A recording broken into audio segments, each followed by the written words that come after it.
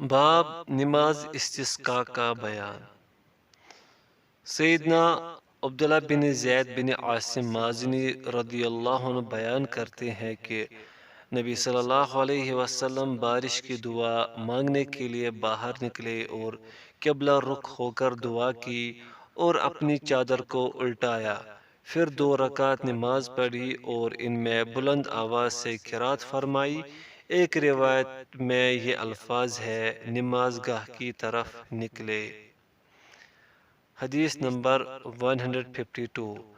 سیدنا انس بن مالک رضی اللہ عنہ روایت کرتے ہیں کہ جمعہ کے روز رسول اللہ صلی اللہ علیہ وسلم خطبہ ارشاد فرما رہے تھے کہ مسجد کے اس دروازے سے جو دارالقضاء کی جانب تھا، ایک شخص آیا اور اس نے کھڑے کھڑے رسول اللہ صلی اللہ علیہ وسلم کی طرف رخ کیا، پھر بولا، اے اللہ کے رسول، مال مویشی ہلاک ہو گئے ہیں اور راستے کٹ گئے ہیں، اللہ تعالیٰ سے دعا کیجئے کہ وہ ہم پہ بارش برسائے۔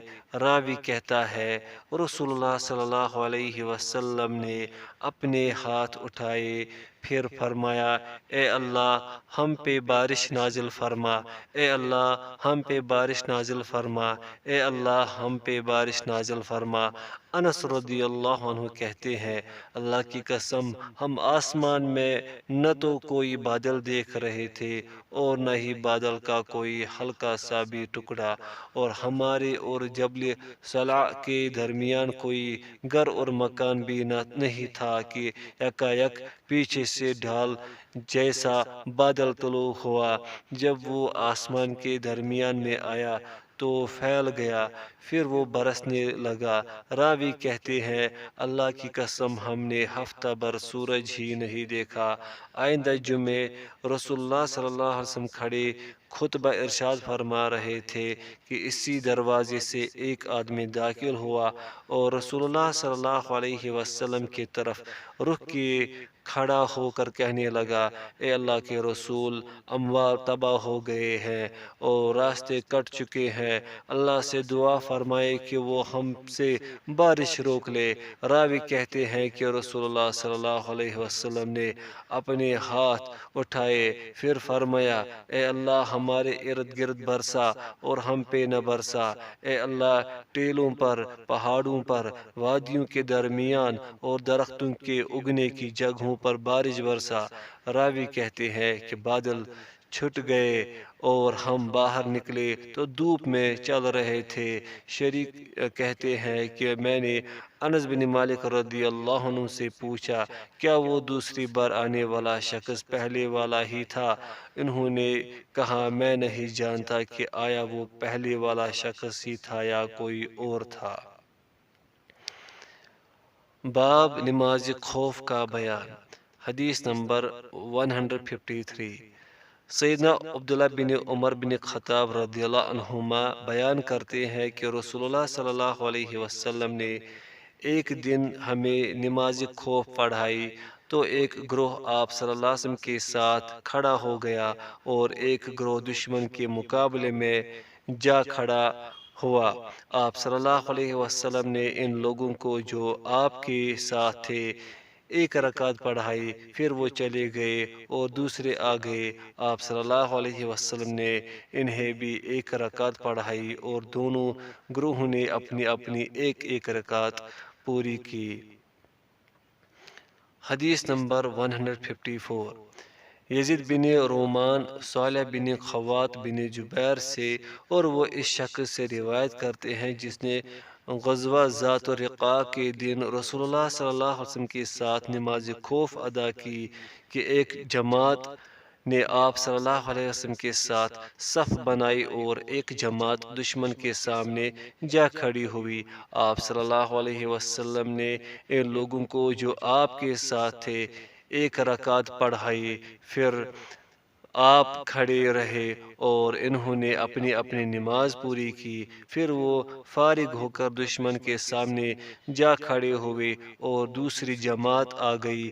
آپ صلی اللہ علیہ وسلم نے انہیں وہ رکعت پڑھائی جو آپ کی باقی رہ گئی تھی۔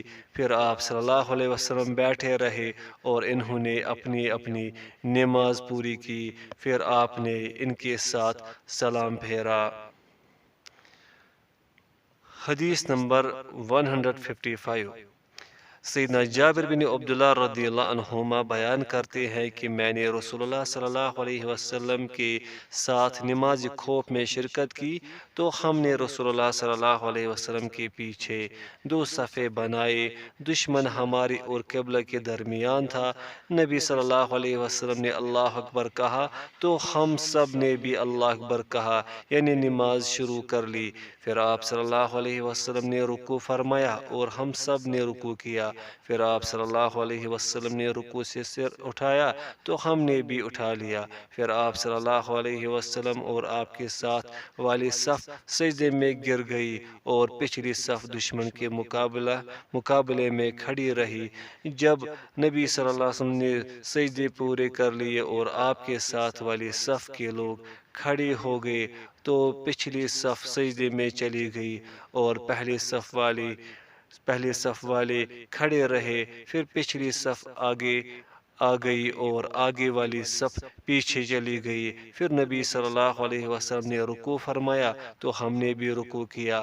پھر نبی صلی اللہ علیہ وسلم نے رکوع سے اپنا سر اٹھایا تو ہم سب نے بھی اٹھا لیا۔ پھر آپ صلی اللہ علیہ وسلم کے ساتھ والی وہ صف جو پہلے رکعت میں پیچھے تھی سجدے میں چلی گئی تو پچھلی صف والے دشمن کے سامنے کھڑے رہے۔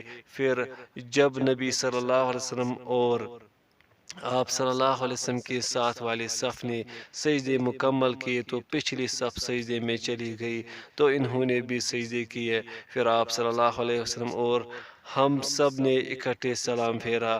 جابر رضی اللہ عنہ نے کہا جس طرح کہ تمہاری محافظ لوگ امراء کے ساتھ کرتے ہیں۔ مسلم نے یہ پوری حدیث ذکر کی ہے، لیکن بخاری نے اس کا ایک حصہ بیان کیا ہے کہ انہوں نے نبی صلی اللہ علیہ وسلم کے ساتھ 7ویں غزوے یعنی غزوہ ذات الرقاع میں نماز خوف ادا کی۔ کتاب الجنائز، جنازے کے مسائل۔ حدیث نمبر 156۔ سیدنا ابو ہریرہ رضی اللہ عنہ بیان کرتے ہیں کہ نبی صلی اللہ علیہ وسلم نے نجاشی کی وفات کی اطلاع دی۔ جس دن وہ فوت ہوا آپ صلی اللہ علیہ وسلم انہیں یعنی صحابہ کو لے کر نماز گاہ کی طرف روانہ ہوئے۔ پھر ان کی صفیں بنائی اور 4 تکبیریں پڑھے۔ حدیث نمبر 157۔ سیدنا جابر رضی اللہ عنہ روایت کرتے ہیں کہ نبی صلی اللہ علیہ وسلم نے نجاشی کی نماز جنازہ پڑھائی، میں دوسری یا تیسری صف میں تھا۔ حدیث نمبر 158۔ سیدنا عبداللہ بن عباس رضی اللہ عنہما روایت کرتے ہیں کہ نبی صلی اللہ علیہ وسلم نے ایک میت کے دفن کر دیے جانے کے بعد اس کی قبر پر نماز جنازہ پڑھی۔ آپ صلی اللہ علیہ وسلم نے اس پر 4 تکبیریں کہی، یعنی اس کی نماز جنازہ پڑھائی۔ حدیث نمبر 159۔ سیدہ عائشہ رضی اللہ عنہا روایت کرتی ہے کہ رسول اللہ صلی اللہ علیہ وسلم کو سفید شفاف یمنی کپڑوں میں کفن دیا گیا، ان میں نہ تو قمیض تھا اور نہ ہی پگڑی۔ حدیث نمبر 160۔ سیدہ ام عطیہ انصاریہ رضی اللہ عنہا بیان کرتی ہے کہ جس وقت رسول اللہ صلی اللہ علیہ وسلم کی بیٹی کی وفات ہوئی تو آپ صلی اللہ علیہ وسلم ہمارے پاس تشریف لائے اور فرمایا اسے 3 یا 5 یا اس سے زیادہ مرتبہ غسل دو، اگر تم مناسب سمجھو تو پانی اور بیری کے پتوں سے غسل دو، اور آخر میں کافور یا کافر جیسی کوئی چیز لگا دینا، پھر جب تم فارغ ہو جاؤ تو مجھے بتلا دینا۔ چنانچہ جب ہم فارغ ہو گئے تو ہم نے آپ صلی اللہ علیہ وسلم کو بتلایا تو آپ نے ہمیں اپنا تہبند دیا اور فرمایا اسے اس میں لپٹا دو۔ راویہ کی حق وہ سے مراد آپ صلی اللہ علیہ وسلم کا تہبند ہے۔ ایک روایت میں 7 مرتبہ غسل دینے کا ذکر ہے اور فرمایا اس کے داہنی اطراف اور وضو کی جگہوں سے شروع کرو۔ عطیہ رضی اللہ عنہ کہتی ہے کہ ہم نے اس کے سر کے بالوں کی 3 مینڈھیاں بنا دی۔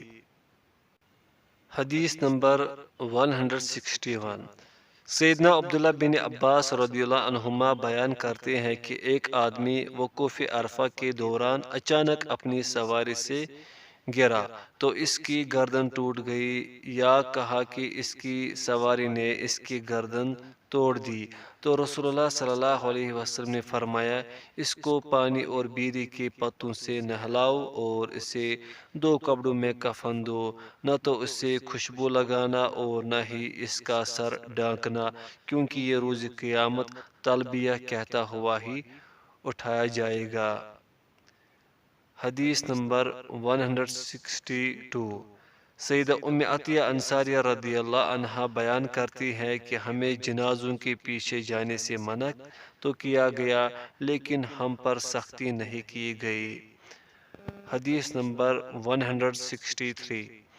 سیدنا ابو ہریرہ رضی اللہ عنہ نبی صلی اللہ علیہ وسلم سے روایت کرتے ہیں کہ آپ صلی اللہ علیہ وسلم نے فرمایا جنازہ جلدی لے جایا کرو، کیونکہ اگر تو وہ میت نیک ہوئی تو اس کے لیے بہتر ہے کہ تم اسے اس کے اچھے ٹھکانے کی طرف آگے بھیج دو، اور اگر وہ ایسی نہیں ہے تو اسے رکھنا برا ہے، سو تم اسے اپنی گردنوں سے اتار دو۔ حدیث نمبر 164۔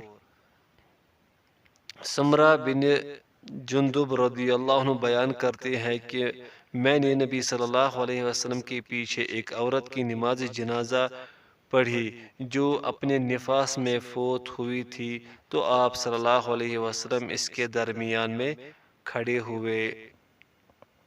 حدیث نمبر 165۔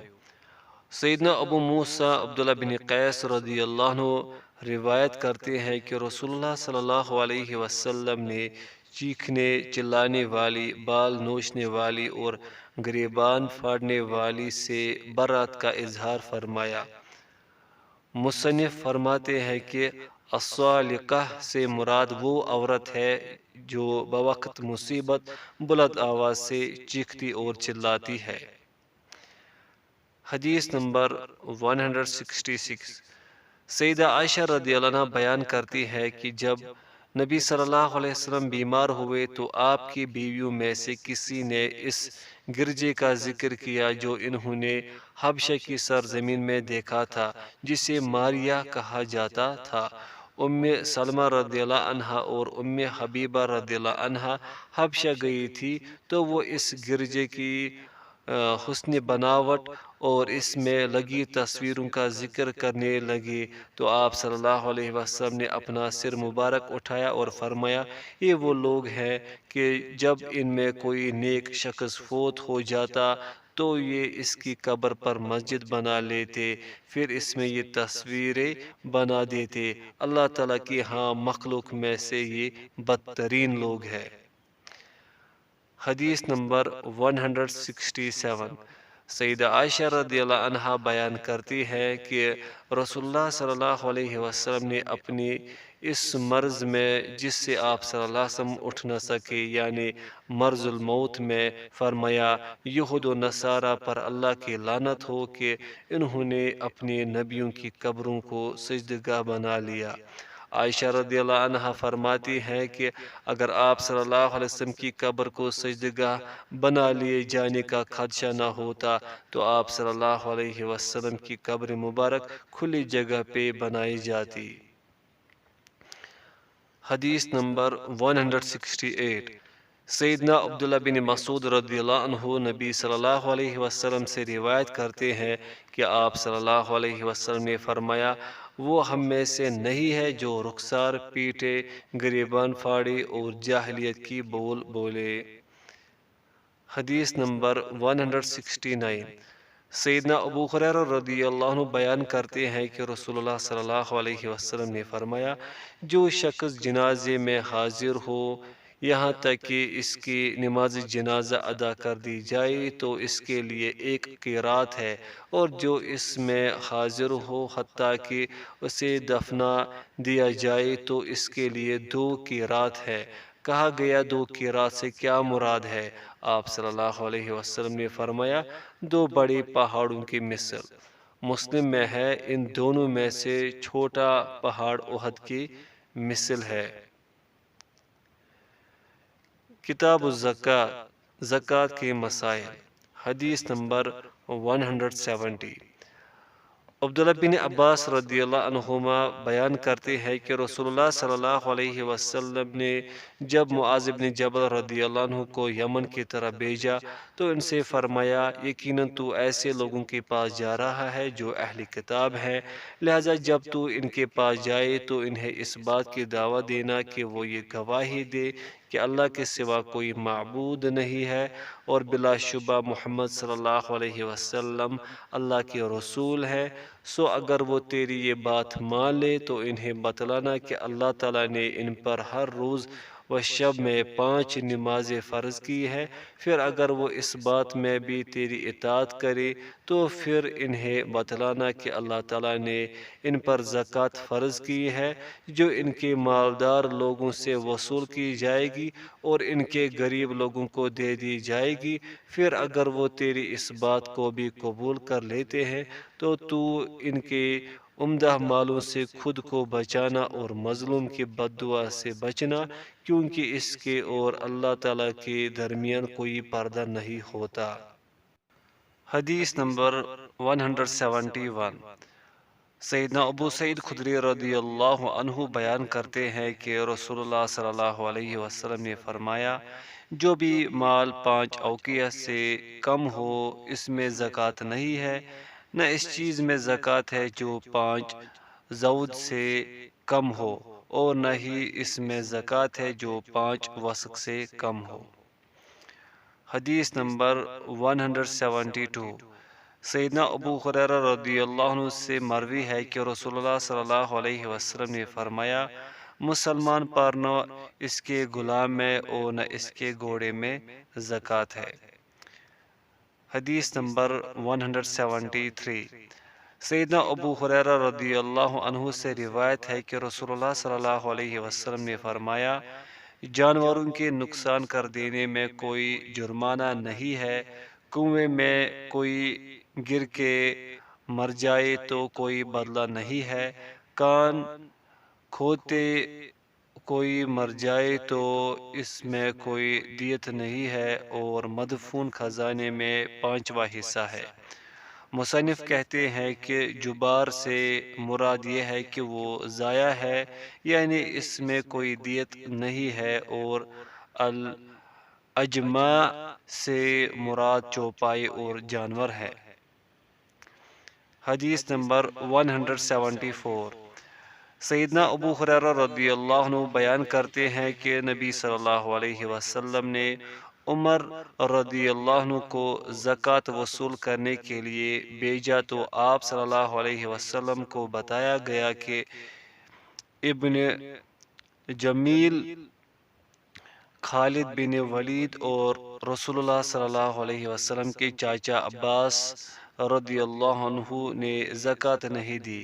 آپ صلی اللہ علیہ وسلم نے فرمایا، ابن جمیل اس بات کا بدلہ لے رہا ہے کہ وہ فقیر تھا تو اللہ تعالیٰ نے اسے غنی کر دیا، اور خالد پر تم ظلم کر رہے ہو کیونکہ اس نے تو اپنے زر ہے اور ہتھیار تک راہ خدا میں دے دیے۔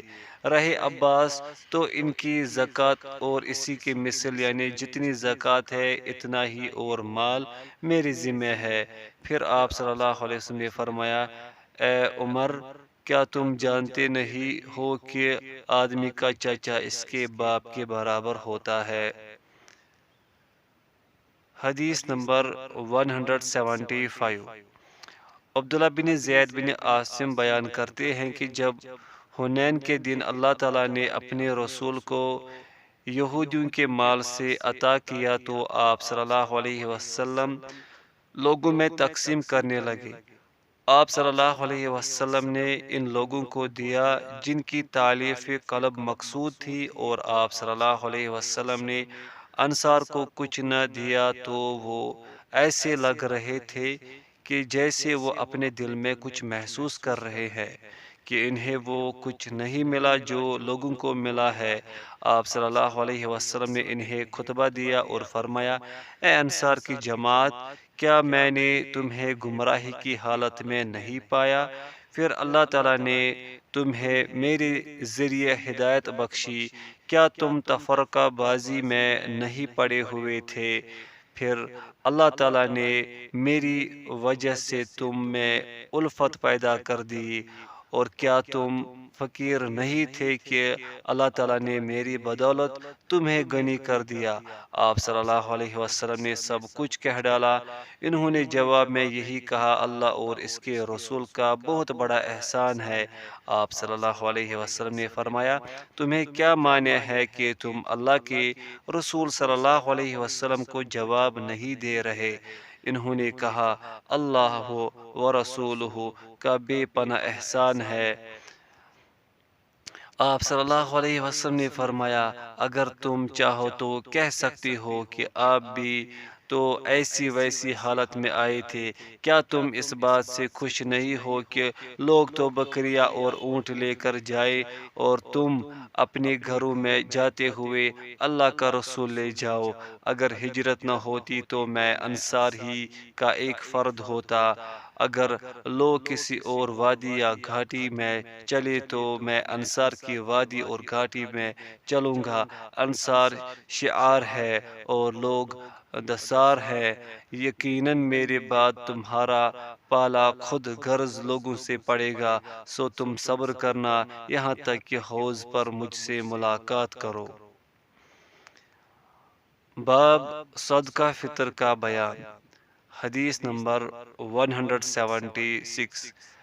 سیدنا عبداللہ بن عمر رضی اللہ عنہما بیان کرتے ہیں کہ رسول اللہ صلی اللہ علیہ وسلم نے صدقہ فطر یا کہا کہ صدقہ رمضان ہر مرد و عورت اور آزاد و غلام پہ کھجور کا 1 سا یا جو کا 1 سا فرض کیا ہے۔ راوی کہتے ہیں کہ لوگوں نے اس کی قیمت کے حساب سے چھوٹے بڑے پر گندم کا آدھا سا اس کے برابر کر لیا۔ ایک روایت میں ہے، لوگوں کے نماز عید کی طرف نکلنے سے پہلے ادا کیا جائے۔ حدیث نمبر 177۔ ابو سعید خدری رضی اللہ عنہ بیان کرتے ہیں کہ ہم رسول اللہ صلی اللہ علیہ وسلم کے زمانے میں اناج، جو، پنیر یا خشک انگور کا 1 سا دیا کرتے تھے۔ پھر جب معاویہ رضی اللہ عنہ کا دور آیا اور گندم آئی تو انہوں نے کہا، میرا خیال ہے کہ اس کا 1 مد 2 مدوں کے برابر ہوتا ہے۔ ابو سعید رضی اللہ عنہ نے کہا، میں تو اسی طرح ادا کروں گا جس طرح میں رسول اللہ صلی اللہ علیہ وسلم کے زمانے میں ادا کرتا تھا۔ کتاب الصیام، روزوں کے مسائل۔ حدیث نمبر 178۔ سیدنا ابو ہریرہ رضی اللہ عنہ بیان کرتے ہیں کہ رسول اللہ صلی اللہ علیہ وسلم نے فرمایا، رمضان سے 1 یا 2 دن پہلے روزہ نہ رکھا کرو، سوائے اس شخص کے جو پہلے سے روزہ رکھتا چلا آ رہا ہو تو وہ اس دن کا بھی رکھ لے۔ حدیث نمبر 179۔ عبداللہ بن عمر رضی اللہ عنہما بیان کرتے ہیں کہ میں نے رسول اللہ صلی اللہ علیہ وسلم کو فرماتے سنا، جب تم اسے یعنی چاند کو دیکھو تو روزے رکھو، اور جب تم اسے دیکھو تو چھوڑ دو، لیکن اگر یہ تم پہ ابر آلود ہو جائے تو اس کا اندازہ لگا لیا کرو۔ حدیث نمبر 180۔ انس بن مالک رضی اللہ عنہ بیان کرتے ہیں کہ رسول اللہ صلی اللہ علیہ وسلم نے فرمایا، سحری کھایا کرو کیونکہ سحری کے کھانے میں برکت ہوتی ہے۔ حدیث نمبر 181۔ انس بن مالک زید بن ثابت رضی اللہ عنہما سے روایت کرتے ہیں کہ انہوں نے فرمایا، ہم نے رسول اللہ صلی اللہ علیہ وسلم کے ساتھ سحری کی، پھر آپ صلی اللہ علیہ وسلم نماز کی طرف کھڑے ہو گئے۔ انس رضی اللہ عنہ کہتے ہیں کہ میں نے زید رضی اللہ عنہ سے کہا، اذان اور سحری کے درمیان کتنا وقفہ تھا؟ انہوں نے فرمایا 50 آیات پڑھنے کے بقدر۔ حدیث نمبر 182۔ سیدہ عائشہ رضی اللہ عنہا اور سیدہ ام سلمہ رضی اللہ عنہا روایت کرتی ہے کہ رسول اللہ صلی اللہ علیہ وسلم اپنی بیوی سے ہم بستری کے باعث جنبی ہوتے کہ آپ صلی اللہ علیہ وسلم کو فجر کا وقت ہو جاتا، پھر آپ صلی اللہ علیہ وسلم غسل فرماتے اور روزہ رکھتے۔ حدیث نمبر 183۔ سیدنا ابو ہریرہ رضی اللہ عنہ نبی صلی اللہ علیہ وسلم سے روایت کرتے ہیں کہ آپ صلی اللہ علیہ وسلم نے فرمایا، جو کوئی روزے کی حالت میں بھول کر کھا پی لے تو اسے اپنا روزہ پورا کرنا چاہیے، کیونکہ اسے اللہ تعالیٰ نے کھلایا اور پلایا ہے۔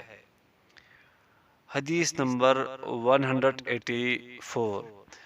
سیدنا ابو ہریرہ رضی اللہ عنہ بیان کرتے ہیں کہ ہم رسول اللہ صلی اللہ علیہ وسلم کے پاس بیٹھے ہوئے تھے کہ اسی دوران آپ صلی اللہ علیہ وسلم کے پاس ایک آدمی آیا اور اس نے کہا، اے اللہ کے رسول، میں ہلاک ہو گیا۔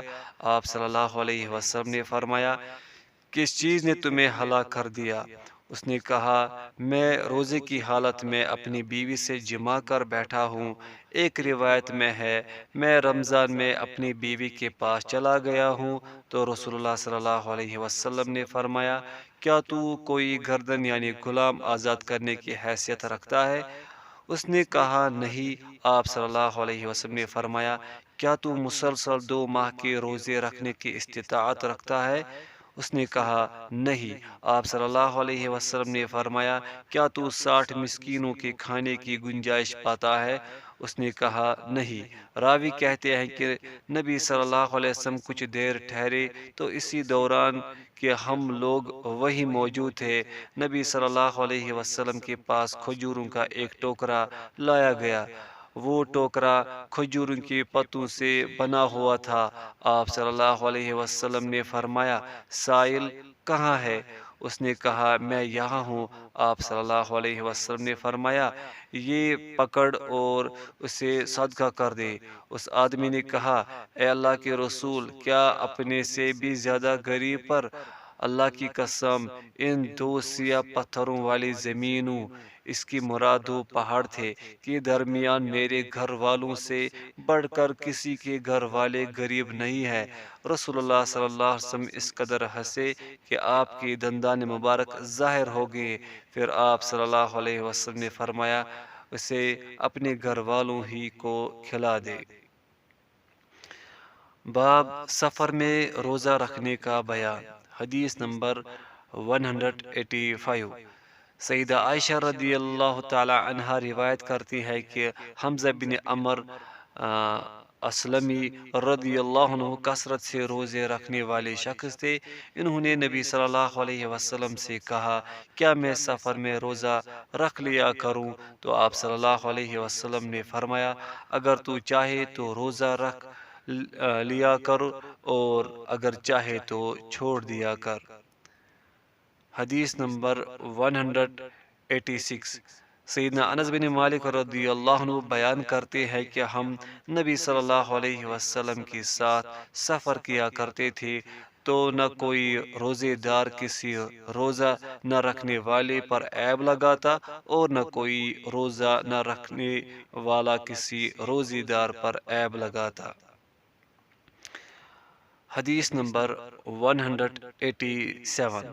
سیدنا ابو دردہ رضی اللہ عنہ بیان کرتے ہیں کہ ہم ماہ رمضان میں سخت گرمی میں رسول اللہ صلی اللہ علیہ وسلم کے ساتھ سفر پہ روانہ ہوئے۔ گرمی اس قدر شدید تھی کہ آدمی اس سے بچنے کے لیے اپنے سر پہ ہاتھ رکھ لیتا تھا، اور ہم میں سوائے رسول اللہ صلی اللہ علیہ وسلم اور عبداللہ بن رواحہ رضی اللہ عنہ کے کوئی روزے دار نہیں تھا۔ حدیث نمبر 188۔ سیدنا جابر بن عبداللہ رضی اللہ عنہما بیان کرتے ہیں کہ رسول اللہ صلی اللہ علیہ وسلم سفر میں تھے کہ آپ صلی اللہ علیہ وسلم نے ایک ہجوم دیکھا۔ ایک آدمی اس حالت میں تھا کہ اس پر سایہ کیا ہوا تھا۔ آپ صلی اللہ علیہ وسلم نے پوچھا، یہ کیا ہے؟ لوگوں نے کہا، روزے دار۔ آپ صلی اللہ علیہ وسلم نے فرمایا، سفر میں روزہ رکھنا نیکی نہیں کا کام نہیں ہے۔ مسلم کے الفاظ میں ہے، اللہ تعالیٰ نے جو تمہیں رخصت دی ہے اسے قبول کرنا تم پر لازم ہے۔ حدیث نمبر 189۔ سیدنا انس بن مالک رضی اللہ عنہ بیان کرتے ہیں کہ ہم سفر میں نبی صلی اللہ علیہ وسلم کے ساتھ تھے، تو ہم میں سے کچھ لوگ روزے دار تھے اور کچھ لوگ بے روزہ تھے۔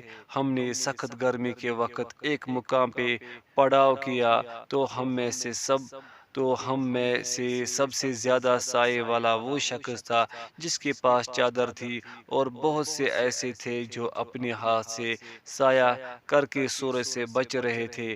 راوی کہتے ہیں، روزے دار پڑاؤ کرتے ہی گر پڑے، اور جنہوں نے روزہ نہیں رکھا تھا وہ کھڑے ہوئے، اور انہوں نے خیمے لگائے اور سواری کے جانوروں کو پانی پلایا۔ رسول اللہ صلی اللہ علیہ وسلم فرمایا، آج تو روزہ نہ رکھنے والے اجر میں بڑھ گئے۔ حدیث نمبر 190۔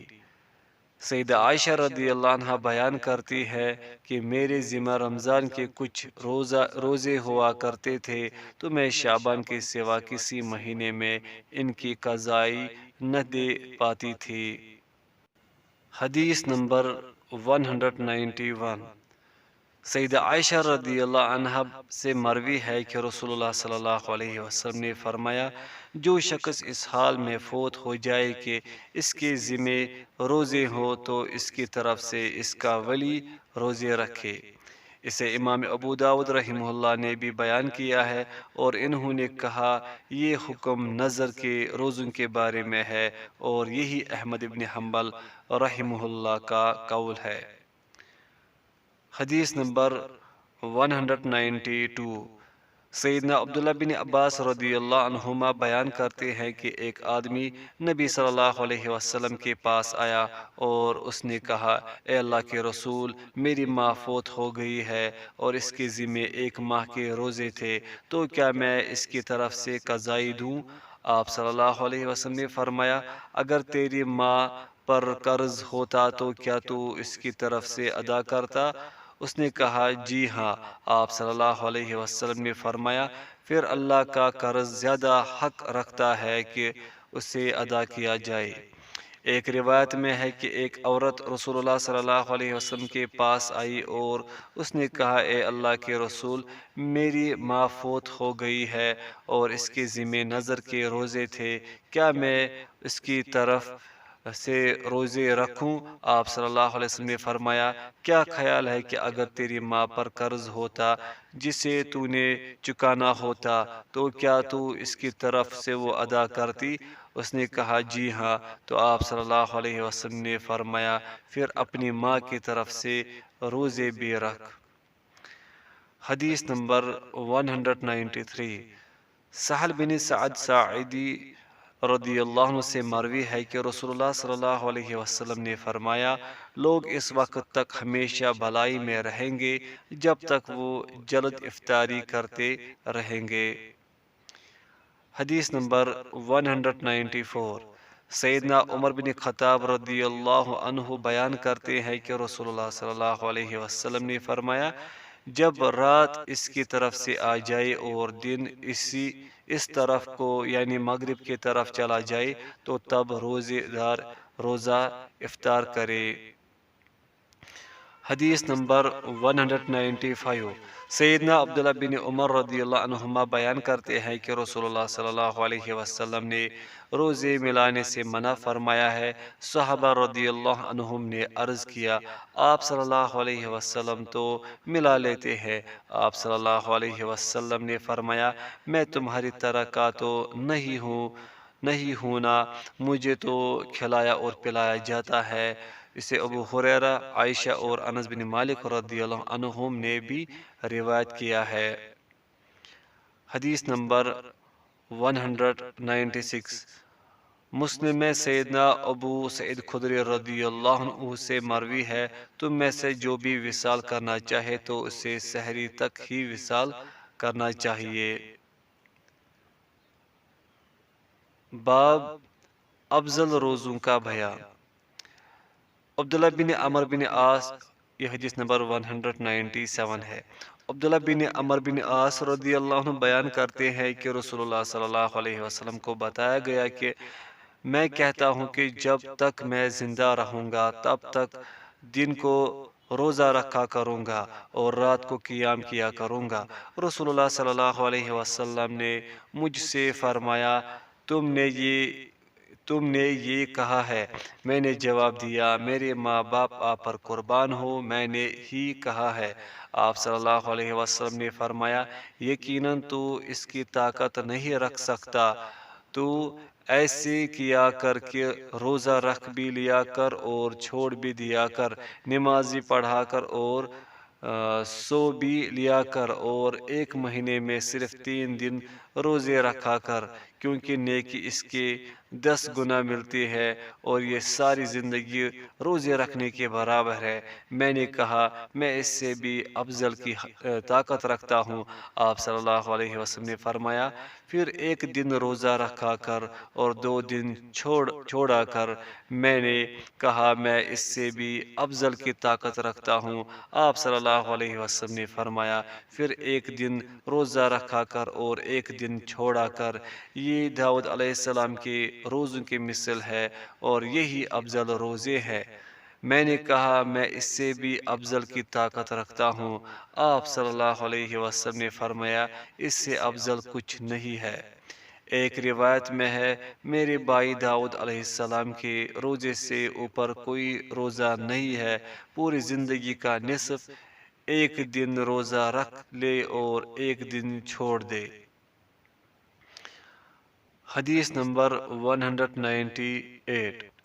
سیدنا عبداللہ بن عمر بن عاص رضی اللہ عنہما بیان کرتے ہیں کہ رسول اللہ صلی اللہ علیہ وسلم نے فرمایا، اللہ تعالیٰ کے نزدیک سب سے بڑھ کر فضیلت کے روزے داؤد علیہ السلام کے روزے ہیں، اور سب سے زیادہ پسندیدہ نماز بھی اللہ تعالیٰ کے ہاں داؤد علیہ السلام کی نماز ہے۔ وہ آدھی رات تک سویا کرتے تھے، تہائی رات قیام فرماتے اور رات کا چھٹا حصہ پھر سو جایا کرتے تھے۔ 1 دن روزہ رکھا کرتے تھے اور 1 دن چھوڑا کرتے تھے۔ حدیث نمبر 199۔ ابو ہریرہ رضی اللہ عنہ بیان کرتے ہیں کہ میرے پیارے دوست صلی اللہ علیہ وسلم نے مجھے 3 کاموں کی وصیت فرمائی: مہینے میں 3 دن روزہ رکھنے کی، چاشت کی 2 رکعتیں پڑھنے کی اور سونے سے پہلے وتر ادا کرنے کی۔ حدیث نمبر 200۔ محمد بن عباد بن جعفر بیان کرتے ہیں کہ میں نے سیدنا جابر بن عبداللہ رضی اللہ عنہما سے پوچھا، کیا نبی صلی اللہ علیہ وسلم نے جمعہ کے دن کا روزہ رکھنے سے منع فرمایا؟ انہوں نے کہا، جی ہاں۔ مسلم نے یہ اضافہ کیا ہے، رب کعبہ کی قسم، آپ صلی اللہ علیہ وسلم نے منع فرمایا ہے۔